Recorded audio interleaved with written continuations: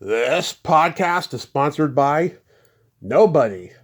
Hey dudes, welcome to Splat from the Past, the only 80s themed horror sci-fi show where things can get totally radical.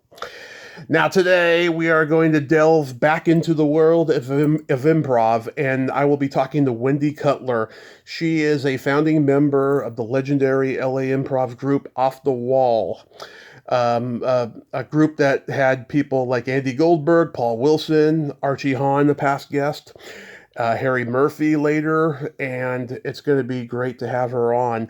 You know, they were all in the Off the Wall people. They were all in The Goodbye Girl, one of my favorite Neil Simon movies ever, and we're going to talk about that. And we're going to talk about a lot of her credits. I mean, I remember seeing her on Full House as a kid. She played Jesse and Rebecca's doctor, but I remember also seeing her on Fernwood Tonight, Laverne and Shirley, Mork and Mindy.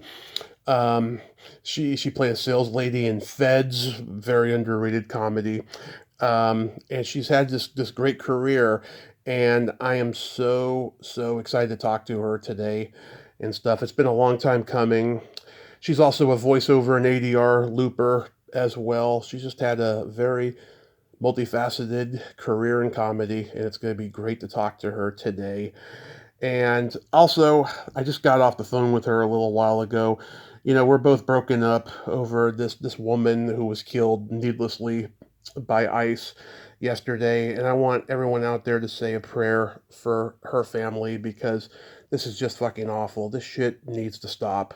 You know, just innocent people getting killed for no reason.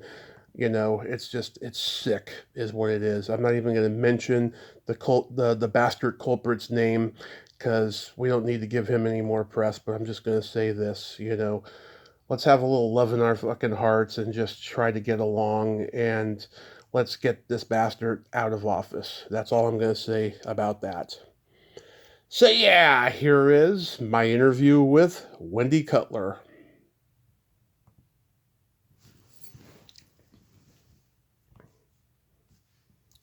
Hey, Wendy, welcome to the show. How are you Thank today? you.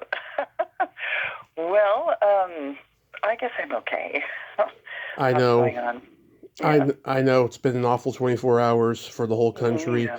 Oh, I just wasn't sure if we were talking about that. It's pretty devastating. It's pretty devastating, but I can't tell you what a great honor this is. I've been a fan forever. Thanks so much for coming on Oh, Tommy, today. thank you so much. That means a lot. Really appreciate it. My pleasure. So, going back in time, did you gravitate toward acting and performing early on in your childhood? Well, we did the usual. I have an older sister and a younger sister, and we did the usual sort of performances for 25 cents with, our toys, our Yeah. stuffed toys, uh, in front of a bunch of parents. And, we're goofing off a lot. And I always waited. I remember waiting in school. I remember waiting in school, like, what is the perfect moment? I mean, I could just feel the perfect moment so that I could get the class to laugh. Mm-hmm. I was always searching that. And I remember my mom got, very young mom. She was actually an actress, and she came down from Seattle, let go a scholarship to the University of Washington acting, and she'd been doing some radio up there, and came down and met my dad, who was about 18 years older than her and a physician for the Wow.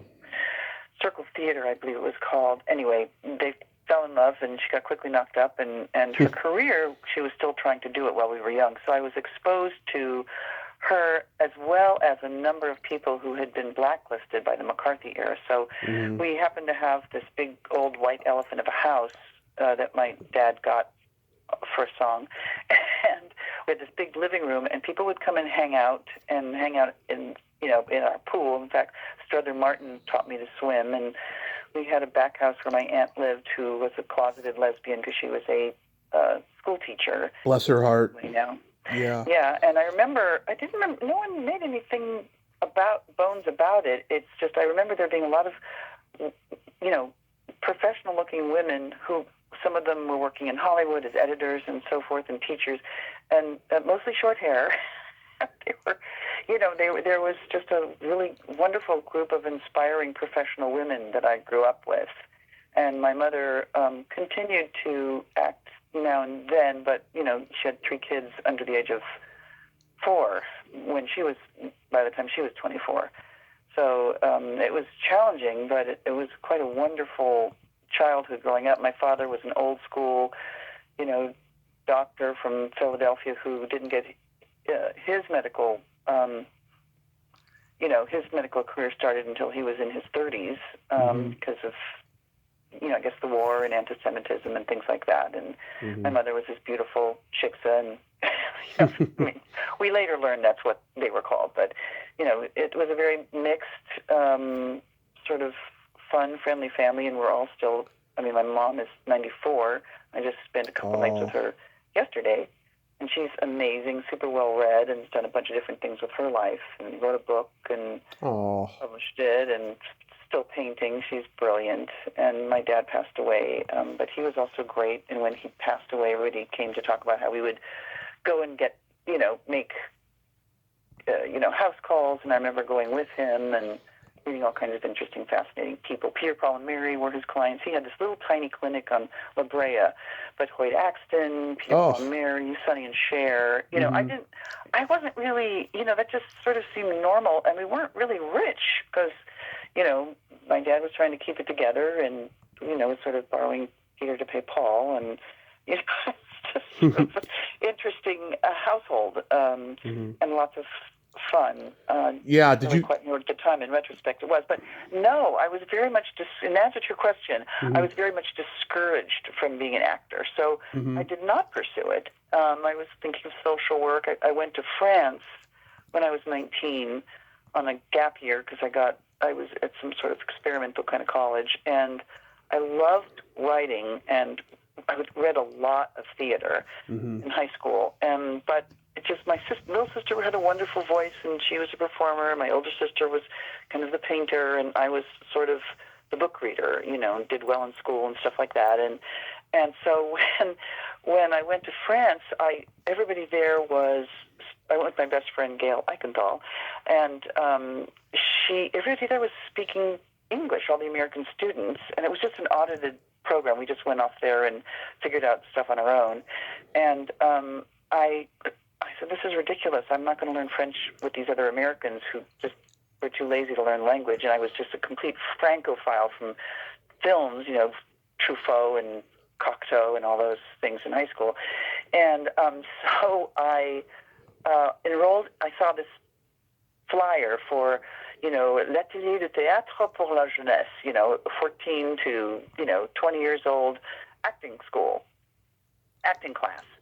And so I signed up for that. And of course, it's a fantastic way to learn French because you're reading, you're doing scenes and dialogue. And I remember the teacher, first you have to memorize French poems, La Fontaine, and I'm like, le rat et le huître, the rat and the oyster.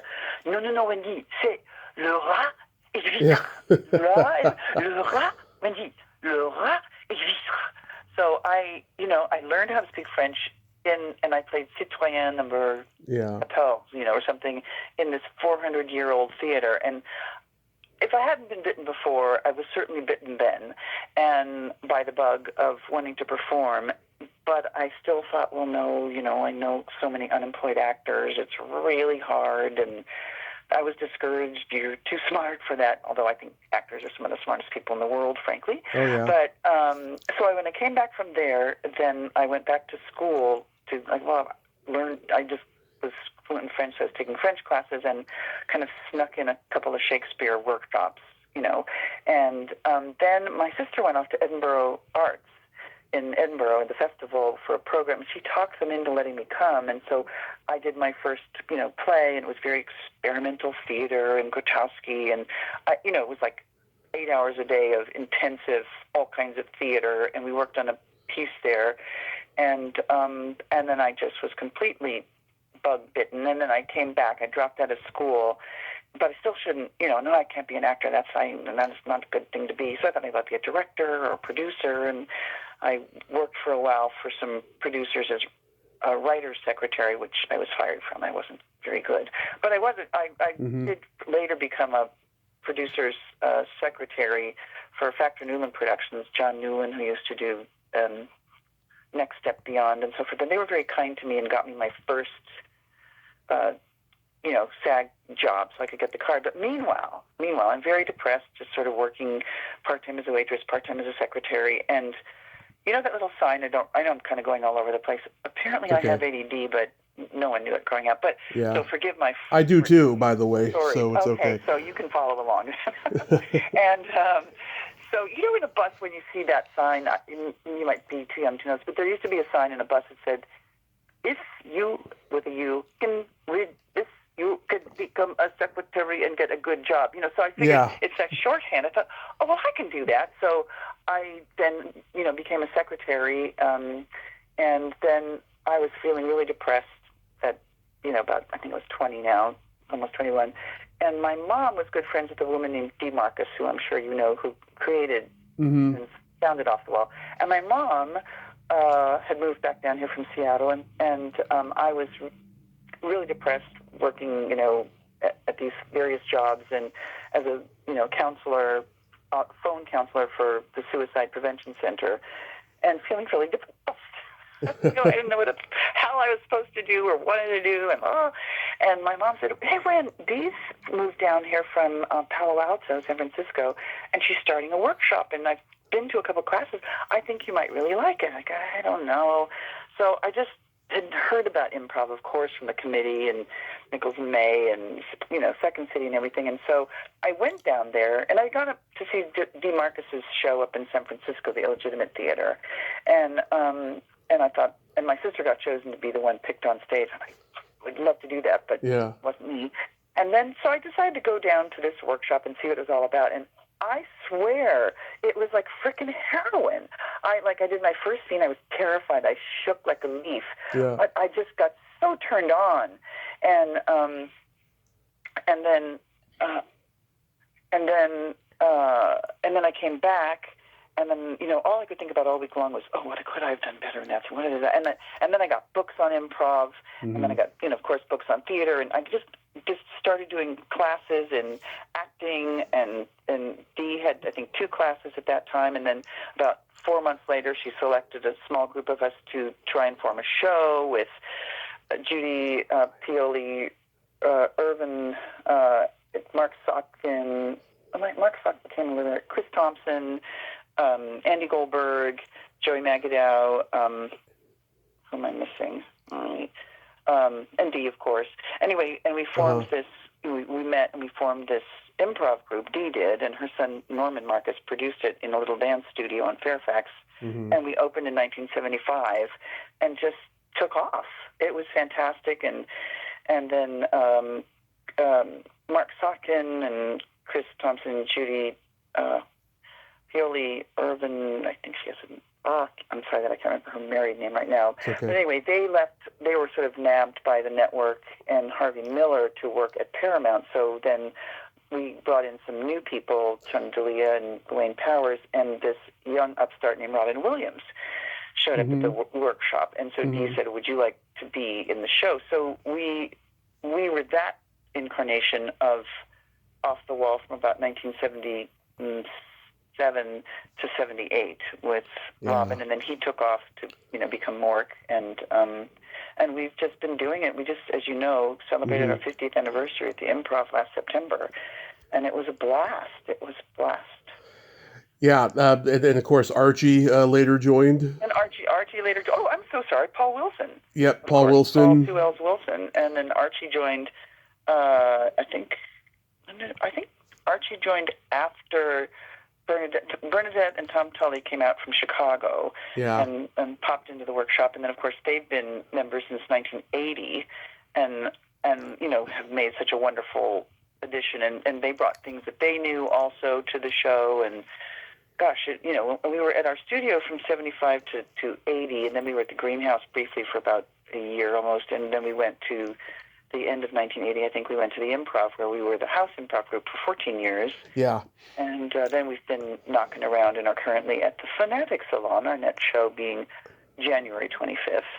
I saw a picture from like the early '80s. It was like an anniversary of the Improv picture. It had you guys, had Joe Piscopo. I think Richard Belzer was in there. All the like who's who of comedy at that time. I was like, this is Well, so cool. I it like was this. that was like from 1980 to 1994. We were there every Monday night, Tommy, and we saw, comedians would come in and rehearse their stuff, Mm-hmm.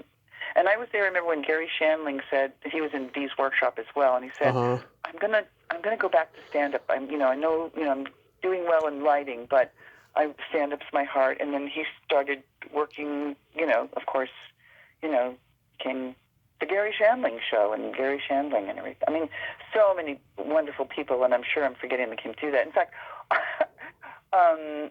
Michael Feinstein was one of our first piano players. Carol Weiss has been with us for many, many years, and Mm-hmm. he's a genius. But I remember, Michael knew another friend of my mom's, my old piano teacher, Regina Foreman, and she said, I have this friend, Michael, he's working with the Gershwins, and he plays piano, and I think he could be good for your show. And the guy named Noel Katz, who's now writing musicals, came in, but Carol came in very early, and, we've had she's such a Fred Kaz, who used to play with Second City, played with us, and Guy Gilbert, and a bunch of other wonderful people throughout the years have guested with us. And, I mean, I just am still so in love with improv. I think it's so amazing.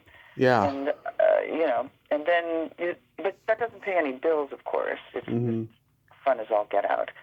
Yeah. And then, of course, the dream is to become a movie star or get a regular TV show. And I did do a fair amount of stuff in my youth. Oh yeah. And also discovered through Dee Marcus and a man named Greg Hoblet through Hill Street Blues, hired us to do. Oh, John Ritter was a regular guest to the workshop. Oh yeah. He did our pilot with us. He was Harvey Lembeck trained improv. Yes, exactly. And Dee was in that workshop as well, and I came a couple of times to that workshop. But he would come and play at our shows and at Dee's workshops. He was such a doll. Wow. Yeah, I've never heard a bad thing about John Ritter. He was he was one of those guys. When he died, it hit everybody hard. Yeah. His son came to one of his sons came because if he was at school with my daughter Romy for a little while, and he said to me afterwards, it was so cool to hear about John and see the montages and things, because so many people talked about the tragedy of all the things that happened, and it was such a joyful, experience improvising and playing with him. Mm-hmm. But the voiceover, am I talking too much without? No, not at all. Not at all. I feel like I'm just going, blah, blah, blah. I'm a little wired from the news, I guess. Yeah. So the flip side of I'm going to cry any minute. So the looping and ADR and voiceover stuff, I'm talking to you from my soundproof booth in the garage, Mm-hmm. started back with Greg Hoblet, who I owe so much to. He hired Dee Marcus, who put together a group of improvisers in order to do looping and ADR for Mm-hmm. a movie that John Ritter did, Super something or other. Hero at Large. Hero at Large, thank you. Yeah, love that movie. Hero Super. Yeah, and then hired us to do his TV series, and then hired us to do Hill Street Blues, and he wanted it to sound really authentic, so everyone in the Loop group did drive-alongs and tours with LAPD and learned about firearms and Mm-hmm. and so forth, so that, we did a lot of research and pulled up, all kinds of, I have giant notebooks of, cheat sheets for, codes and things like that, so it sounded really authentic. Yeah. But that then led me on to, Dee did that, and then Super Loopers did a lot of other different shows, which I also did, and then I got hired by someone to do something in French, Mitch Carter and Newell. They were the head of a wonderful group called Mad Dogs, and Mm-hmm. so Mad Dogs hired me to do some French stuff, and then I was very lucky to be used by them and then discovered by other groups Mm-hmm. for French and also for other characters and working on various, Newell Alexander, for God's sake, and his beautiful wife, Rosemary. But I just had a great ADR looping voiceover career. Did the voice of Spock and the first reiteration before we get to your Spock. But anyway, so go ahead. I'm all sorry. over the place. Before we get to your credits, I wanted to ask, when you guys were playing, when you guys were doing the improv, did you guys also do the Comedy Store? Bernadette was a member of the Comedy Store Players. I don't know if you've spoken with her. She'd be a great interview, of course. And I wasn't a member of the Comedy Store Players. We as a group did not do that. Sort of the Improv and the Comedy Store, there was a little bit of a line there, but the Players, Tiana Neglon, Cynthia Seghetti, and a bunch of they're all great. Wonderful folks like Rest that. in They're peace. all great. So yes, in answer to your question, I did do the store sometimes, but I was not part of that regular group. Yeah, and Off the Wall did a couple of, when they would do a benefit or something like that, we, I believe, did do some shows there. I certainly remember the room really well, so, and the green room, so I'll say yes. But everybody was sort of mixing and matching, at one point as well, because we're all improv addicts to this day. Yeah, because War Babies and the Groundlings, they were there. You remember Natural Gas? Of course, yeah. Yeah, Vic Dunlop and David Tyree, they became really funny stand-ups after that. Yeah. Yeah. What's your background with all of that too? I've been a comedy nerd my whole life. I did stand-up for 10 years in San Francisco. I tried improv in high school, but it gave me too much pressure. Like, I didn't want to look like an idiot. I was like, okay, I'm staying in the scene, but like, how do I respond to what this person is doing when I can't really have I wish you could a be reference in one of point? My classes.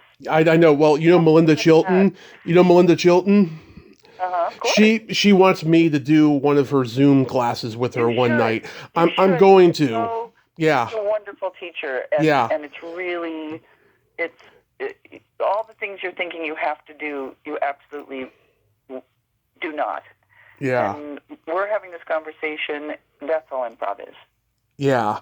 There's really no obligation to be funny. There's no, I'm not doing improv very well. Yeah. I'm not listening. I'm mostly driving and talking, which isn't an improv quality that is very well respected, I have to say. But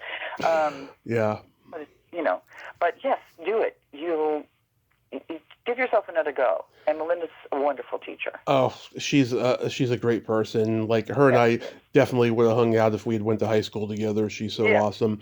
Yeah. Yeah, and I also know that Andy Garcia had an improv group that used to play at the Comedy Store. That's right, he did. He was buddies with the doorman Lou Deck, who I've had on and stuff. And like, oh my God, when Andy Garcia mentioned Lou on WTF with Mark Maron, you should have saw Lou on Facebook. He's like, Andy mentioned me on Maron today.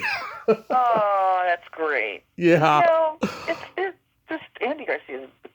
I don't know him very well, but seems like such a cool person. Oh yeah, and look at the career he's had as a dramatic actor. I mean, he's fantastic, But like, did you guys know when you guys started that, this was a revolution going on in comedy in the post-Vietnam era of subversion and irreverence and all of that? I don't think so. I mean, I think we just love creating something out of nothing, as they say, and the kind of interaction and play and being able to work with someone, seeing how you become more than yourself when you're part of this dynamic conversation that you don't even know where it's going to go. It's your imagination is just, it's like you open up your brain, and you just let it flow and listen and respond. And years ago, I was very young teaching a class, and one of the gals in there, Sandy Church, was a micro person, as she said, and a bunch of other people who weren't very much younger than me, but as I said, in my early 20s, I just gobbled up everything I could about theater, and I worked with Roy London, and was a member of the Ensemble Studio Theater West, and did a lot of other theater stuff as well. And I was pretty well versed in the literature of theater, as I said, that was what kept me, it's like, well, I won't be an actor, but I'm reading all this stuff, and French theater and so forth. And I think that, it just was, I don't know, it just sort of, I wasn't aware of being part of any revolution exactly, although that is part of my personality. Yeah. Like, I do like being a sort of a mind instigator, like let me hopefully you see something that will make your mind, that's what laughter is all about. Hopefully it gives a little lightning bolt which strikes your brain and you can see something just a little bit differently. Yeah. And it's transformational to the person that is viewing. Because it's transformational to me when I'm in the middle of it, and it's transformational to me when I see performances or when I see theater. I mean, I think live theater hits you in such a different way than anything you see on Facebook. It's mind numbing, and I think that theater is mind enhancing and mind enriching and mind blowing. I mean, so many times mine has been blown by being on stage with someone, and you need to stay in that moment, and then suddenly you are transported, and and like people say, well, what did you say in that scene? I was like, I frickin' don't know. I take the journey, and I just don't always remember what went on during the show, because it's almost like you go into this transformational place, but and yet you sort of know what you're doing. I mean, it's not like there aren't rules of that you're both doing and breaking all at the same time. I think that's what's fun about it too, because we all like breaking rules, but you can't really play well if you don't play by the rules. So it's a sort of a mutual, we're playing by the rules while we break them kind of thing. And it's funny. I always knew about a lot of you guys in the group through various film and TV roles, of course, but I didn't really know about Off the Wall until I saw the Robin Williams documentary on HBO, and then when I saw him, I saw him with you guys. I'm like, oh my God, Paul Wilson was in that group, and stuff. Yeah. And Wendy Cutler, And I was just like, wow. And then I started researching you guys and stuff, and I was like, wow. And then I remembered that I had seen you all too in the Goodbye Girl, and I was like, okay, that makes sense. That makes sense. A million years ago. Yeah. Oh gosh, yeah. So then it all came together for me. Of course, they cut our improv out, but at least they had some shots of us. Yeah. So like, cool. Tell me, how did you guys get in that movie? Because that was a New York production. Well, I don't know. I think Herbert Ross came to the show. Mm-hmm. In L.A. and saw us and talked to Dee. And Dee was quite good at and her son Norman, but Dee especially was quite driven to get publicity and get people there. Norman Lear came by a lot. I mean, it was us and the Groundlings, and also Mike McManus's, Neil Thompson and Nancy Steen's group, Brave New Workshop. They came out from Minnesota, I believe, Dudley Riggs' Brave New Workshop. And I remember seeing their show as we were sort of forming ours as well. And I thought, God, they're so brilliant. I mean, I just have so much admiration for the other people, too. I mean, gosh, but yeah, there were only a few really groups at that time in L.A., and we were in a little dance studio that we would convert. I was in charge of making the bundt cakes, and we had it set up like a little sort of cabaret with tables and, coffee and and we'd put up, curtains over the mirrors and the bars of the dance studio and had a little, 20 by 30 stage that was slightly raised. I mean, it was really, let's put on a show. And that was all Dee Marcus. She was just inspired and on fire to make it happen. And she's a really good networker and had a publicity person named Patty Lee for a while. I'm not sure I think she's living with her husband Armand St. Martin in New Orleans. I hope they're still around. I don't know. But yeah, people kind of took notice, and the press took notice, and Yeah. it seemed so magical. You know, not there wasn't an improv group on every corner at that time, so Right. it was still pretty novel. I mean, But they were emerging, you know. yeah. In fact, Mark Lano and had a group in New York called Off the Wall, and when we came out Yeah. here, he and his wife Joanne was like, "Hey, we have Off the Wall." We said, "No, we have Yeah. LA Off the Wall. Here's when we, incorporated. Here was when we started." And so it was kind of cool that later, Mark was was co-owner of the Improv and was very Yeah. kind to us there along with Bud. And Mice had Off the Wall later. Say what? And Mice had Off the Wall later. Remember they had a sketch comedy show called Off the Wall? Mice with Shelley Herman and John Rourke and lots of people. I Cynthia remember Stevenson. Mice, of course, but I remember the show was called Off the Wall. But Yeah. I remember that Robin did a special called Off the Wall. It was like, Robin? Yes, he did. What? Yep, he did. Come on, I know, everyone's taken that name. Everyone. Michael Jackson album, but I remember Chris Thompson came up with that name. We were sitting, and we would meet and hang out because we were all in our early 20s.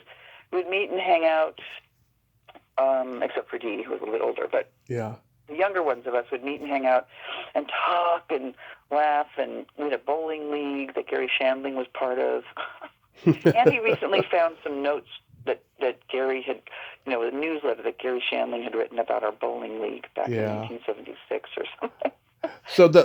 So Gary and Robin, the stand-ups, they really championed you guys. Well, I think they were I don't know about championing us, but we, had all been in Dee's workshop, and I think, Robin just, performed, he was a member for a while, but he would perform all over, and he was doing stand-up. He'd go from our show, to the Improv and do a set, and then, to the store and do a set. I mean, he was just everywhere all at once. But he was, in fact, a member of Off the Wall. And we did, that footage you saw was, Dee decided she wanted to try and do an improvised TV show. So we went to, back in the days of cable shows, she booked out a studio and some cameramen and the audience. I mean, she was really quite an extraordinary producer, she and her son as a team.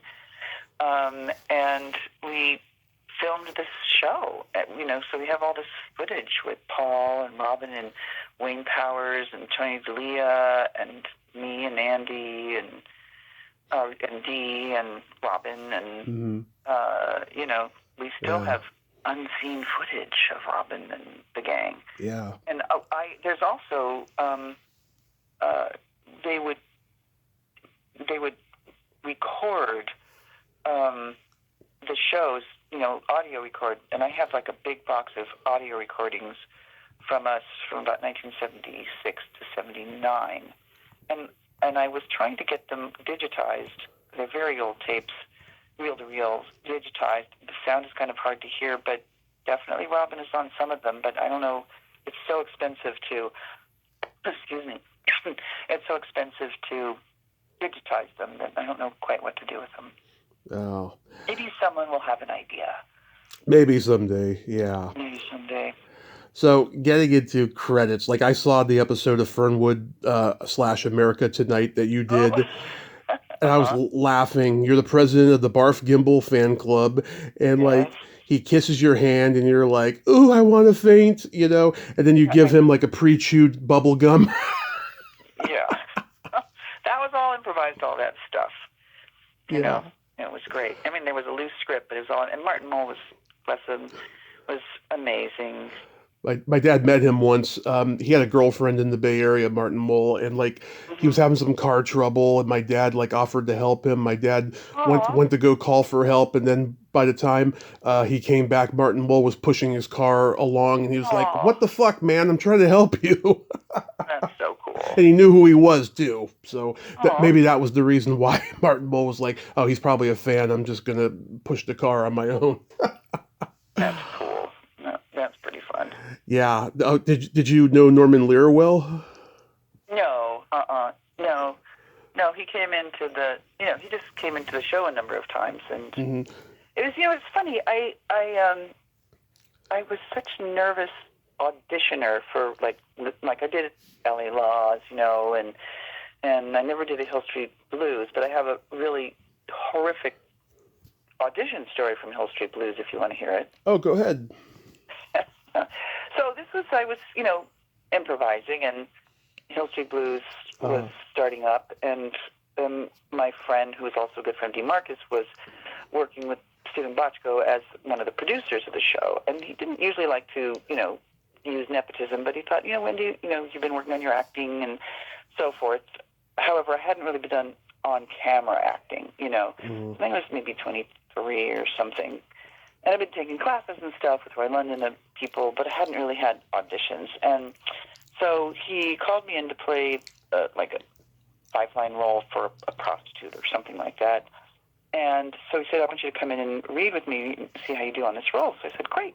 So I go in and I read with him, and I do well. And so he calls me back and said, well, you did great, and we want to see you again tomorrow. And I went, oh. Now, I had not done any, real auditions, just improv things or hidden camera stuff. Mm-hmm. But this meant I was a real actor, So I started getting really scared, and I have trouble with nerves anyway. Mm-hmm. I used to have really bad trouble with nerves, but I felt like, oh my gosh, he thinks I'm just an improviser. I better show him I can memorize lines and that I can act. I'll plan this whole thing. I'm going to get some new shoes and some, hooker-looking kind of clothing. So I got some sling-back sort of sandals. They have they don't have a real back. They have little strap on the back that's a sling-back shoe, little heels, and kind of a sexy outfit. And I memorized it, so I wouldn't have to hold the paper, which of course you can do in an audition, but whatever, didn't know that. And kind of choreographed this whole thing where I start massaging here and I come around my imaginary person's head, and I had this whole thing planned out. Because I thought, I didn't know that it was a callback, because I didn't know that there were such things as callback. I figured you read, and then you get the role or you don't get the role. Yeah. That's how naive and inexperienced I was. So then I go into the office over at CBS, and there's 3 other girls there. I thought, oh my God, I guess Greg really doesn't think they have backup girls. They really don't think I could do this job. Oh. And so I'm sitting there, which is normal. You pare it down, and there's 2 or 3 girls that are going for the same role that you have. That's a compliment. But I didn't know that at the time, because I was 22 or 23 and hadn't done it before. Mm-hmm. And so I'm really getting nervous. I can feel my knees start to jiggle, and the bottoms of my feet start to get kind of sweaty. And I'm just like, oh, God, it's so freaking nervous. And so they call me in, and there I go into the room, and on my right is Stephen's desk with all his papers and a blotter. It's one of those big desks. Mm-hmm. And then across from me is a couch with 3 people, Stephen, the casting director, my friend Greg, and 2 or 3 other people, writers or producers or something. And so, and literally my knees tell me I was just going boom, like this. I'm trying to breathe and not have my heart in my throat. I want to mainly let Greg know that I won't disappoint him. So I have a whole psychological thing about I don't want to disappoint people. So I go in and I start my little choreographed thing, none of which is in the script, of course. It's my thinking this is me being an actress, And I start to go around my little choreographed thing of now I'm going to be at the head as I'm saying my lines, and I can feel the bottom of my feet very slippery, and I start to fall out of my shoes. I sort of slip out and turn, and I grab to steady myself on Bochco's desk, happen to grab the blotter as I'm falling, and it falls from his desk, and a flutter of papers land down on the floor along with me. And the faces in that room were like, and I was like, oh my God. And so I slowly picked myself up, and my friend Greg's face looked like horror. And my heart was just pounding, and I felt like, well, this is my career over. But plucky Wendy Cutler gets up and says, oh, I'm so sorry, and tries to put a few papers back on the desk and says, well, can I try that again? And they said, no, thanks, Wendy, that's fine, thank you so very much. Mm-hmm. And I slunk out of there, slunk out of there, and walk down the stairs, just shaking all over. And I see in a hallway this 18-year-old girl, going up to her on studio acting class, and I'm sobbing. And she goes, "Oh my gosh, are you all right?" I said, "Oh, no, I'm not at all. I think I just ruined my whole career. I just had a horrible audition." And she goes, "Oh, our acting coach says it's never as bad as you think it is." I said, "Oh, yes, it was. Oh, yes, it was."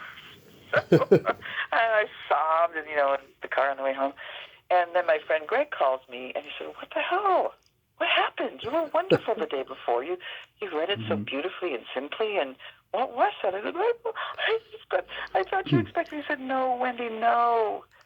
Callbacks." He explained everything very kindly, but did not have me back for anything more than that. And then I took some more audition classes and some more acting classes and did some more plays at the ensemble and continued to do Off the Wall. And subsequently, Greg very kindly gave me another chance to read, and I did Roe versus Wade with him, and then I did a number of wonderful pictures with him, including a picture with Denzel Washington called Fallen. Mm-hmm.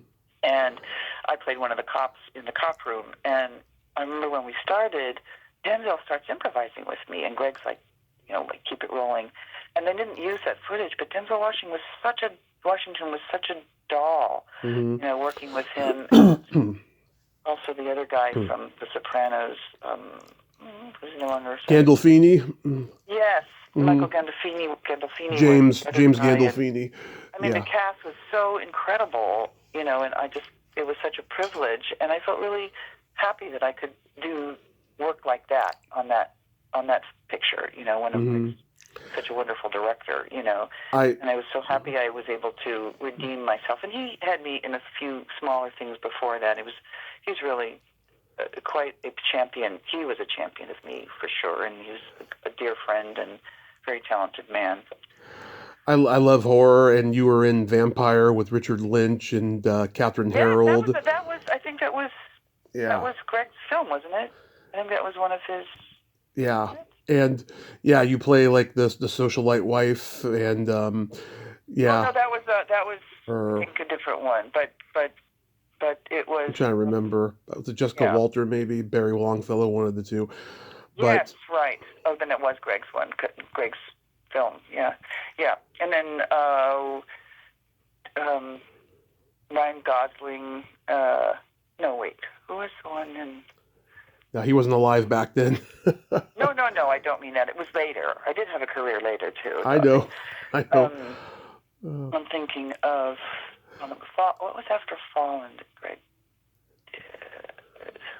Anyway, I don't recall right now, but lots of fun, cool things. Two of my favorite sitcoms of all time you were on, Laverne and Shirley and Mork and Mindy. Oh my God.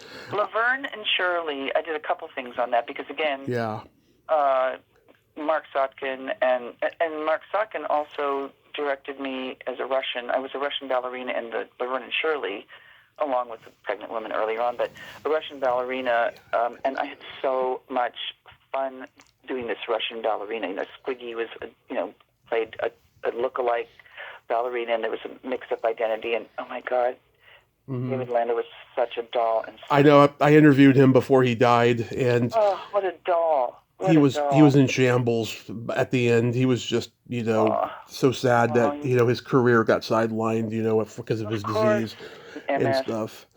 I talked to the wonderful Bob Perlow recently, and yes, did he tell you he and I did a lot of stuff together? No. I heard about it briefly on your interview with Ian, but no, we didn't actually get to go there. But yeah, he is just he's a national treasure, and he had a much different trajectory than most did in comedy. Yeah. Oh, I know what I was thinking of. Back to that is Primal Fear. Oh, Primal Fear. Primal Fear was with Richard Gere, and that was a Hoblet one. And and I recently did a short with the director Holly Dorf that went to Cannes, and so I went to Cannes this last spring, and that was fun. In that Mork and Mindy episode, Paul Wilson looks like Philip Seymour Hoffman. I know. I And agree. when you Yeah. when you see that, and then you see Robin working with Philip Seymour Hoffman and Patch Adams later, it's like no different. It's Yeah. funny. Yeah, I know. Oh, I'm just looking this up, but Ryan Gosling was in a picture called Fracture that Greg directed with Anthony Hopkins that I was in. And that was pretty cool. I had a fun scene with him, and he was very young. He was very young then. Yeah. He was super, oh my God, he was so stinking lovely. What a cool person.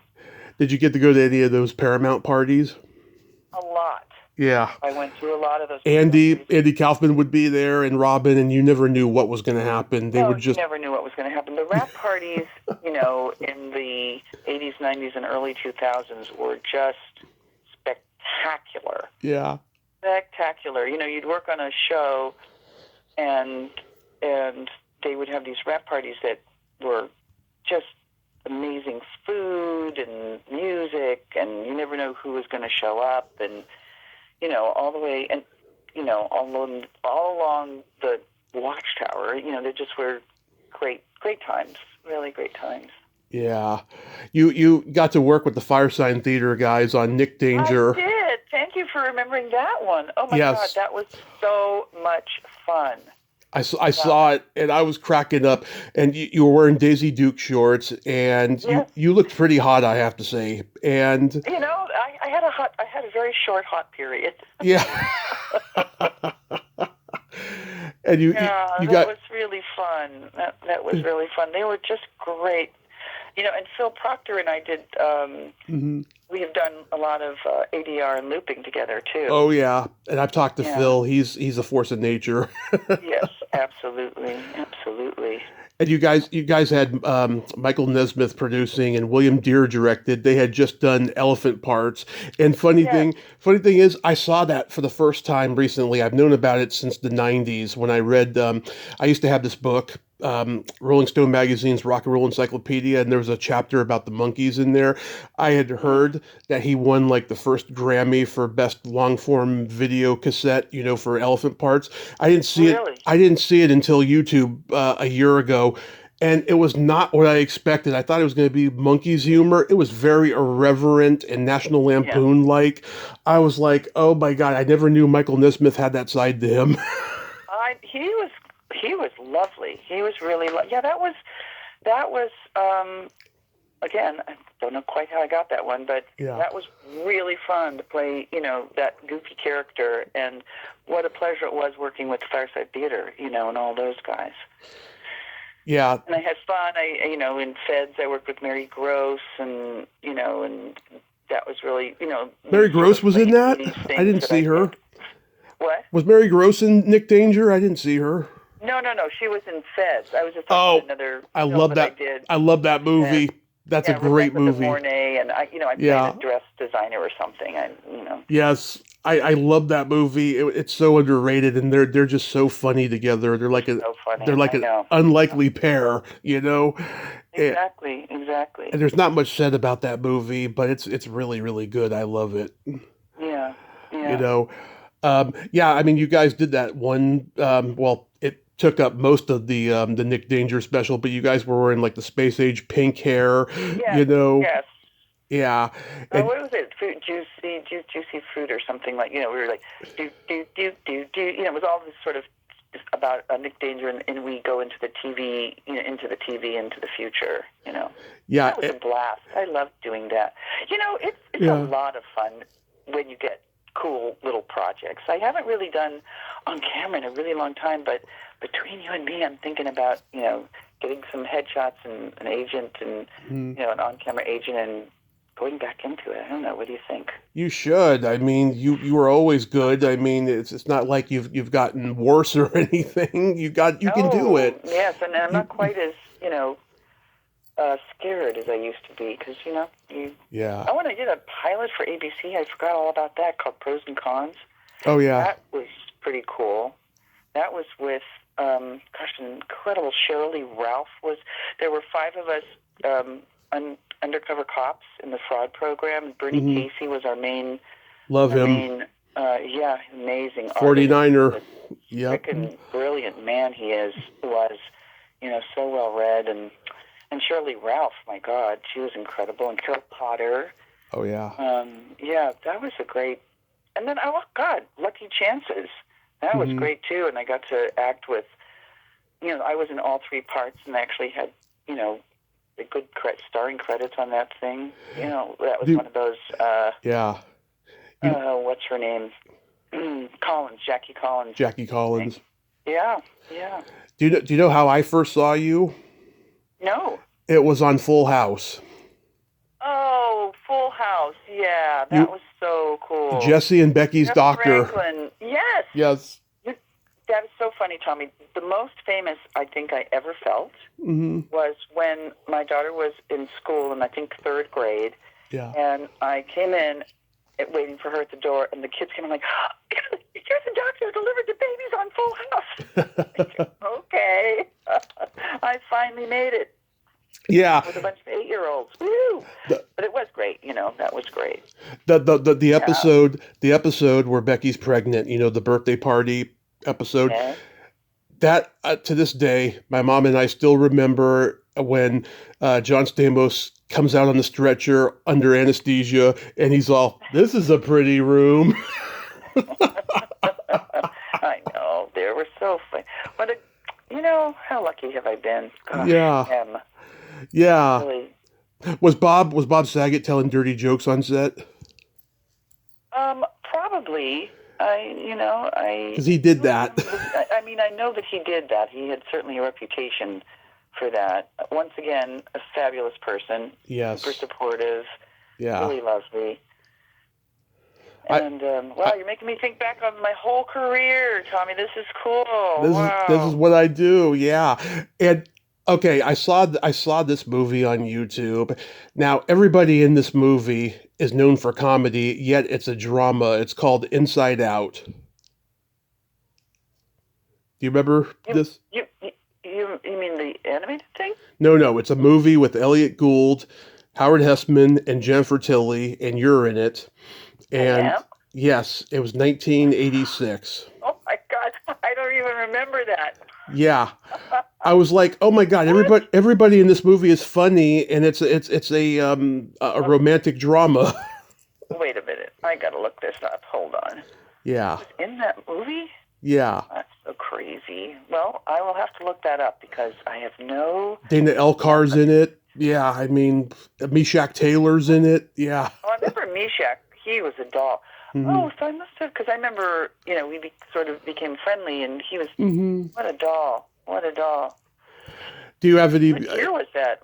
That was 86. Oh, okay. That was when I briefly had a successful career on camera. Yeah.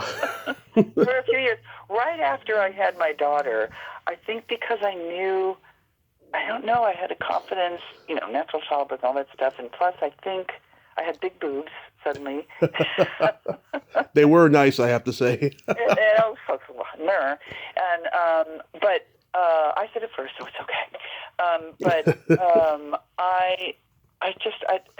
I don't know what it was. I had confidence that I wasn't doing this just for me, that there was more to my life than whether or not I had a big career. Spiritual. I had it's kind of corny and a bit of a cliche, but I felt like I had Romy, my daughter, to come back to, and that it was really important that I earned money for her so we could, keep afloat and, for my little family. And, at the time I was with a guy named Jeff Lingell, who was an aspiring director. And, but it was hard. It was hard to, even working, keeping, earning enough money to try and, we hadn't quite reached, he was still working on being a director, and I hadn't quite reached any kind of a series. I got this pilot that I was telling you about, Pros and Cons, that, I remember coming on the set at the end of the shoot, like, oh my God, the network people love you. And a guy named Paul Diamond, who's a writer, came up to me and said, they've given me the script, and you're the star, and the network loves you. And I played this kind of kooky Melrose, kind of Melrose kind of character. But it didn't go anywhere because it wasn't picked up. But, that was going to be like my big break. And I, for some reason, was able to get that pilot and do the audition in front of the network. I think someone had not been asked back to do the hour-long pilot. I think they did a half-hour presentation, and I was the replacement. And I managed to overcome my nerves and just do that. And then same thing with Lucky Chances. That was a big role for the Jackie Collins thing with Nicole Sheridan. And, and Alan Rosenberg played my husband, and we aged all the way up. All three movies, was one of those miniseries. And I was like, oh, I guess I have a career. And then all of a sudden the strike happened, and, I just, it kind of didn't pan out for me. I don't know. It just, I lost my momentum. I've talked to people, and they all think that because they did so much, that's probably why they didn't become household names. Because if you overexpose yourself just by being, it's that person, then you're not gonna hit it big and stuff. You got to be kind of a mystery to make it big. I wouldn't agree with you, Tommy. That would not be my opinion. Okay. I just think that they're I didn't get a TV series or large enough roles, and I did. Just a series of smaller roles, except for a few examples that I just mentioned. But I don't think, and I also think maybe I didn't quite have the ego or the security. I actually was pretty insecure about, if I was good enough. I always liked what I saw that I did, and I was very, very critical of myself. And I think I got in my own way. I got in my own, still would get nerves, and improv really was something I always it was just like free fall. I didn't, I would worry if somebody was out in the audience, but I would have such a good time. You rely so much on the amazing performers, that you get to perform with, Andy Goldberg, Bernadette Burkett, Tom Tully, Archie Hahn, Paul Wilson, Harry Murphy, Rick Overton joins us a lot, and, all these great guests. And I just talked to Harry last month, actually. Oh, great. Yeah, he's wonderful. Yeah. And I just, in theater, or improvising really, when there's nothing written down, you come up with it. It's magic, and that magic was always, even if it wasn't a great show, you still had some magic. And somehow the on-camera, as much as I loved it and wanted to do it, and now I look back and I go, I didn't suck at all, but I was in a period of such self-criticism, and anyone who's listening out there, stop it. It's not worth it. Believe in yourself. You can do whatever you want, I remember people, I felt like, how did they make it? And they had a certain force of ego or nature, or they felt they deserved it well enough, and I didn't get those lessons until much later. And as I said, there was a period of time right after Romy where it wasn't about me or my ego. It was just about the work and and looping and ADR and voiceovers.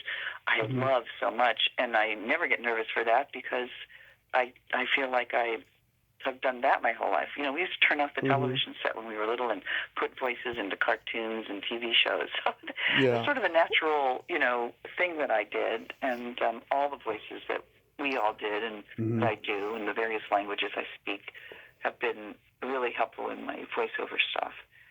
So, I'm hoping that continues. And like I said, I'm really curious to see, if I could, I did 2 shorts recently that were really fun, and I just had a blast doing it. So I'm hoping, to find, a way to break back in, as they say. Yeah. I don't know how it is out there, but I kind of lost a little bit of the heart for it because you see so many incredibly talented actors who haven't made it, and so many people who deserve to have made it, and they didn't for one reason or another, and you don't know why. It's like certain kind of luck or connections or hubris sometimes. Yeah, yeah, you're right. I've run into that on the show. I'll tell you, Oh, really? certain guys, they can't take accountability for their past, and it just like they have a conspiracy in their head that everyone was out to get them and stuff. Oh, really? Oh, that's too bad. I Yeah. would never be able to enjoy living my life if I felt it was something like that. Because you can't control that. You can't. And people don't have time to be out to get you. I They really don't care. Not unless you work for the government. You don't need nerves. People don't care that much, and they want you to be good. Yeah. They want you to succeed, and help them. And when I kind of got that in my head, too, that was super helpful. And, and something I take with me when I do voiceovers, it's such a fun thing to be part of a project. It really is. Every once in a while there's creepy people, but not, you know what? Honestly, I think you kind of get what you bring in. I mean, I have had a couple of, now that I think about it, crappy experiences, but really, oh well, somebody was a jerk, and you move on till you find other people who aren't jerks. Mostly people have been amazing, and I've had just incredible experiences. Right. Real quick, we have to play my secret silly game. It's like an improv game. This is a series of silly slumber party questions. It's no win or lose. It's just pure fun. And how the game works, Wendy, Let me get my pajamas on. Hold on. Okay, I'm fuzzy. Go. So how the game works is I ask you the question, you answer it, then you ask me that exact same question and I answer it, and you can comment on answers because they might be funny. Okay. Wendy, are you ticklish? I am. Are you ticklish, Tommy? Yes, I'm baby ticklish. I get very squirmy when I'm tickled. Yeah. But do you like being tickled? Yes, but if you catch me off guard, I may get a herky jerky reflex, and I might hit you in the groin. Yes, I got. Next question. Is your belly button an innie or an outie? It's an innie. How about you? It is also an innie, and I saw yours peak a little bit in Nick Danger, just a little bit. Well. Yeah. So I'm not lying. I know you're not lying, but there was a little bit of a dark shadow there, so I just wanted to be sure. Yes, I understand. What color are your toenails painted? Oh, right now this isn't really embarrassing. Mm-hmm. I have nothing because I still have a tiny bit of remnants of Halloween orange on my toenails. Ooh. And normally I'll do red with gold in it for luck for the new year, but I didn't get to it. And but normally I like to do one toenail a different color. So love it. Different colors. Like my toe is pink, and my second toe is yellow or green, and then baby blue, and then purple, and then maybe orange. But each toe is a different color. Love it. How about yours? They are orange. Or no, I'm sorry. They are gold and silver for New Year's. Oh, see? Gold and silver. Excellent. I like a man with painted toenails. Oh, love it. What would you say is your best personality trait? One, huh?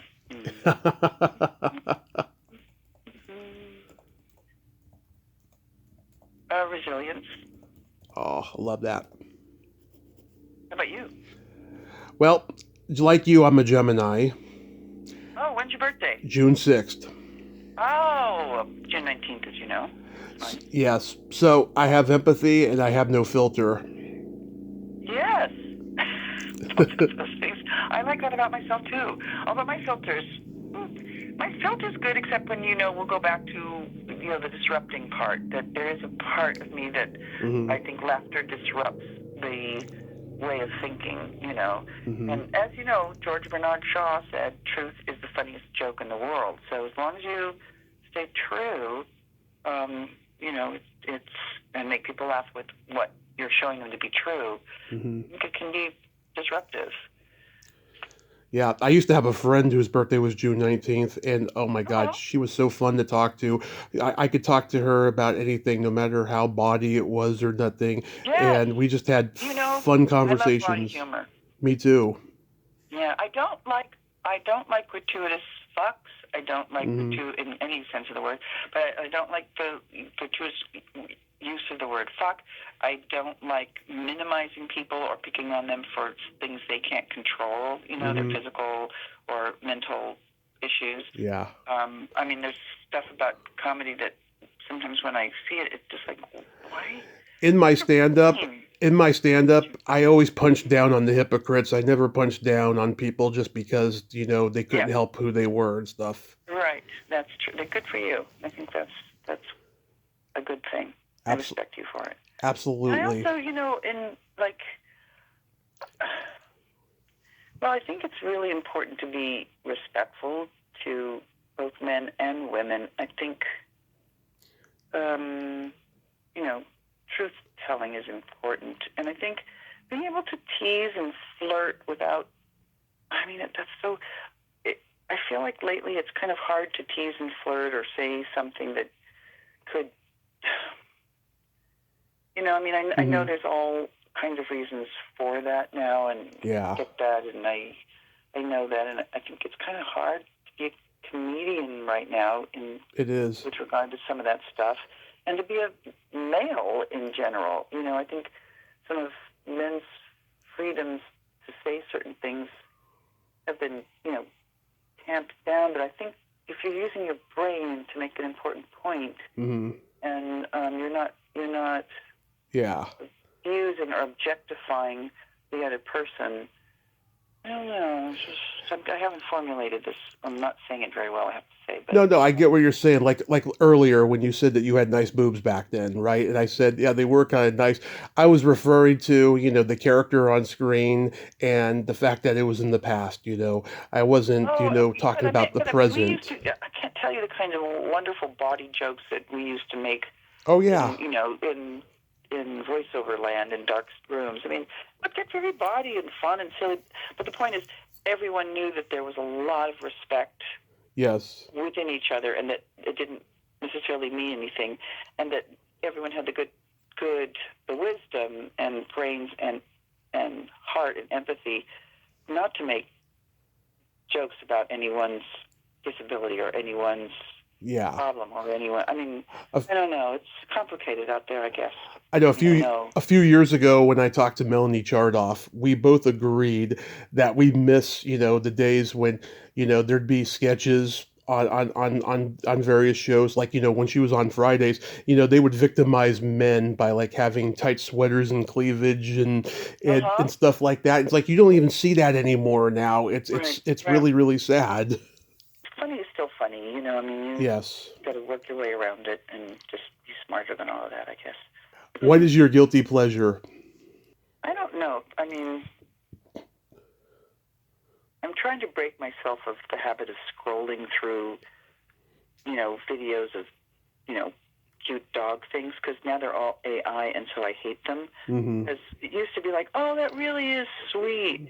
But now it's like, that can't happen. That's the same avalanche that they escaped from, So now I'm very down on all those AI videos. I truly hate them. So my true pleasure is walking in nature, however. My true pleasure is walking along a path underneath, a soft path with trodden needles that other people have walked on before, and you can kind of feel the history of people who've walked there under trees with a stream or a river nearby.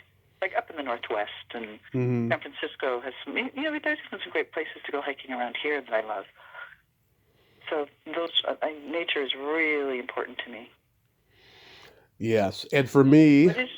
I was going to say, what is your guilty pleasure? And then what is your pleasure? Eating pizza and watching a raunchy sex comedy movie. Well, I'd join you in that. Yeah. I would say a rom-com. I don't know about the sex comedy bit. Oh, I'm down with that, I love ladies who are like one of the guys, I don't mind that either. Yeah. If you could have anything named after you, what would it be? An improv theater. I'm surprised there isn't one yet. An improv theater? There isn't really that isn't, named. And I wouldn't be one of the people that would get named that way. I would say a park bench in a beautiful place. I'd be happy with that. Oh, love it. People could come and sit on it and think of things, and I saw a cool thing on a hike that I was coming back from up in Washington. There was a board with a bunch of notes on it, and then some,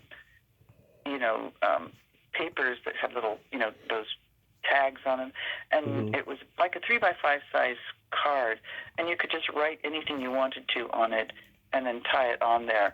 And there's a thing like that at Burning Man where you have you been to Burning Man? No, I know so many people who have though. Yeah, I was there twice, and one of the things I liked is in the temple there, you can write something and leave it there, and then it gets burned up. Could be a loved one, a thing you don't care for, sort of like Tashlish in the desert or something, where you write something and you burn it away, or you send it out to the ocean, or you give it away. And I think, if I was thinking about it consciously, I'd try and do that every night, throw away the things that didn't work for you that day. So you're conscious of them, and try and remember, like, oh, okay, oh. Or people say gratitude at the end of the day. That's good, too. Absolutely. Are you ready for mine? No. Go for it. Okay, this is Body. I would like to have a vibrator named after me. Oh, my God. That is Body, but okay. Yep, I would call it... called the Tommy or the Kovac? The Tommy Chatsy. I see. And then my favorite question, is there a stinky smell that just makes you gag? Well, sure, vomit, That's popular. In the same place. Yeah, it's popular. How about you? Either farts or feet. Oh, farts don't bother me so much. And feet, you can wash them.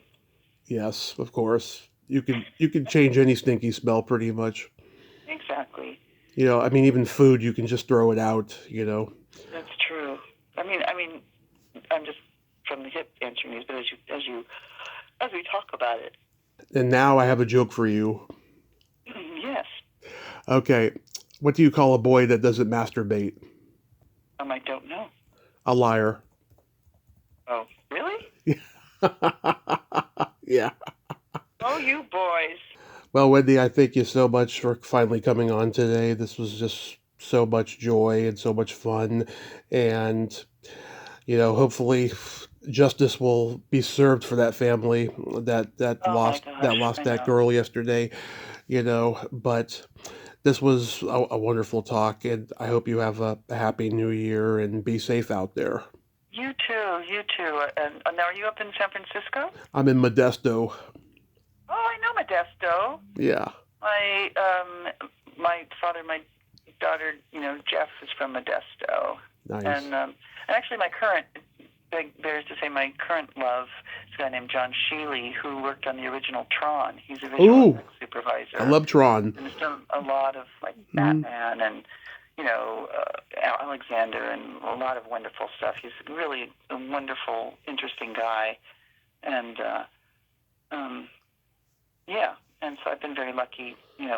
My first relationship, and although that didn't work out, we were good friends, and I'm very lucky to have found John, who's so creative and funny, and Oh. Do you have a partner? I don't currently have one, but it's on the agenda for 26. I think I'm ready. Good for you. I'm ready. I'm gonna be 43 in June, and I'm at that midlife, the clock is ticking kind of a thing, Yeah. Well, I wish you all the best, that you find someone that is, a spark to your spark, Oh. and, that you just know and learn how to treat each other with love and respect, because that's where it's all at. That is wonderful. Thank you so much, Wendy. Have yourself a great rest of your day. You too. Happy 2026. I want to hear about, at the end of the year, what's happened. I will. You better call me. I will. Bye. Okay. Bye. Bye-bye. Well, there you have it. Wendy Cutler, ain't she a sweetheart? Oh my God, I loved her energy. Oh my God, we shared a similar ADD energy, and she was just so much fun and so insightful and deep and just a wonderful person. And yes, we're both heartaching over the tragedy that happened yesterday. That was so fucked up. But that was a great talk, and I'm so glad that we made it happen. She is just a wonderful, wonderful person. go check out, Off the Wall when they perform, or, watch footage on YouTube or whatever. They're very funny people. Very funny people. Well, until next time, this is Tommy Throwback Kovac saying there's no shame in living in the past because the present sucks. Later, dudes.